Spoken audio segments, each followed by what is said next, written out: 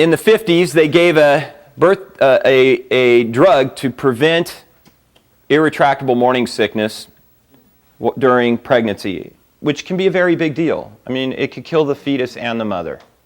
Okay, so it's not. I mean, this is not like, oh, little morning sickness. We're talking, irretractable, could kill you. And thalidomide worked very well for that. Unfortunately, over the course of 4 years, 30,000 babies from mothers that have had this were born without limbs. And so they took the drug off the market. See, the problem is it didn't seem to have any totally derogatory effect on the mother, did it? So it was generally regarded as safe.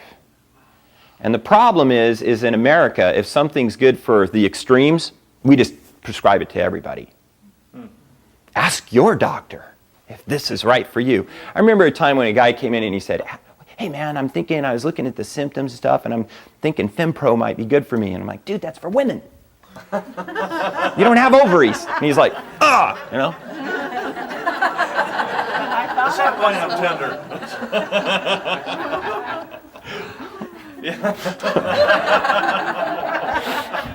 So they replaced it with diethylstilbestrone.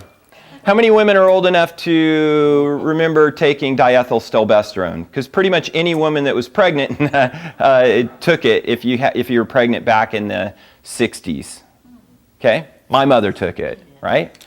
And what we found was there was a significant spike in the women, in the female fetuses born from women who took DES.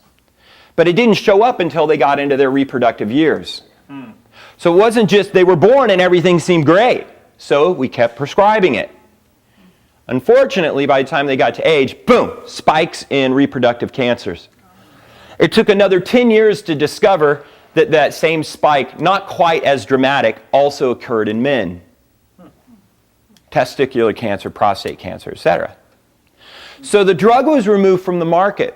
But what they now know is they are able to study the children of the children whose mother took DES.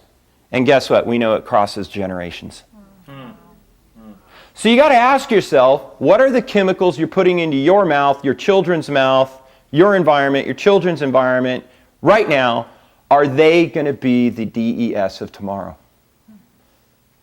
And I'm not saying you got to be freaked out, the sky is falling. But I think you need to have some sobriety about this. As I mentioned in the beginning, you're naive at best, irresponsible at worst. Moving forward, right? What about the heart damage that came from Vioxx? I remember when Vioxx came on the market. It was a painkiller. It was supposed to be better than the ones that were already out, Advil and Nuprin, all these other things, because we knew those drugs kill about 15,000 Americans every year. And people are like, direct cause, death. And people are like, oh no, it's safe, just give it to your kid. They got infantile. A 2-year-old could buy it if you gave them a fiber, right? And people are like, no, it doesn't really. Yeah, just go on CDC. It's like, just look for NSAID deaths. Indirectly, it causes kidney failure, liver failure, those things, so you die of those. So those get statted differently. But direct cause of death in non-steroidal anti-inflammatory drugs. So they came up with Vioxx. The other one is Celebrex, virtually the same compound. And what they found was it dramatically spiked heart problems. And I saw it right in the beginning because I had a number of patients at that time who came in and go, hey, they're giving me this new drug, and gave me a bunch of samples, right? So it was free. That's the problem when you're dealing with an audience that grew up in the 60s, right? Free drugs are good, man. So like 3 of my patients that were doing this, they're coming in, they're getting like funky heart arrhythmias and stuff. Well, later, what did we find out? Damage to the heart. So they removed it from the market. But it wasn't until the compelling evidence linked it to 50,000 deaths. Killed more people than Vietnam War. More Americans than Vietnam War. And most people don't even remember it. Here today, gone tomorrow. But the new drug is better. It's good. It's safe. It's totally. What about Fen-Phen? Any of you gals remember Fin? Remember, there was like all over town, medical weight loss center, everywhere. And what the problem, look, Fin was good for people with morbid obesity because, they were on the edge of dying anyway, and they needed some kind of help. But what happened was gals of all ages were going in and taking this just so they could drop 10 or 15 pounds. And what we found out at the end of the day, about 30% of the women who took Fin ended up with permanent mitral valve damage. Your heart. The latest one, Avandia, right? For diabetes. Look, I could go all day on this. Just this. The only point is not that all drugs are bad, or even that these individual drugs are bad. Used in the right way in the extreme situation, maybe they're okay. Okay? But don't kid yourself. These things are designed to have profound effects on biological systems.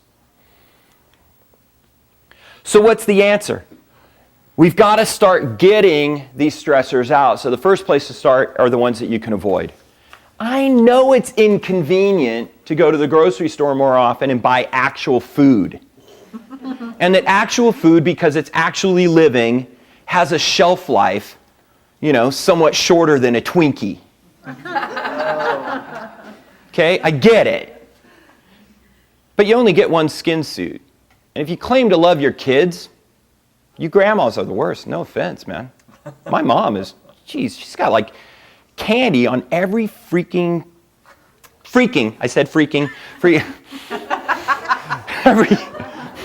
every gosh darn table in her house. And my kids are like good kids, but we deprive them. So they go through and they're like little crack addicts, man. They're like, you can see them walking and they go, right? And they look at him like, you can have one, or whatever. So it's like, geez, it's like, come on, man. So we got to remove this stuff.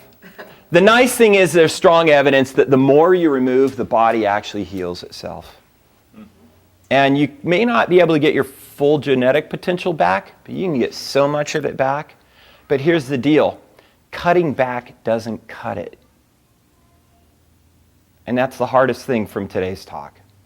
Cutting back doesn't cut it.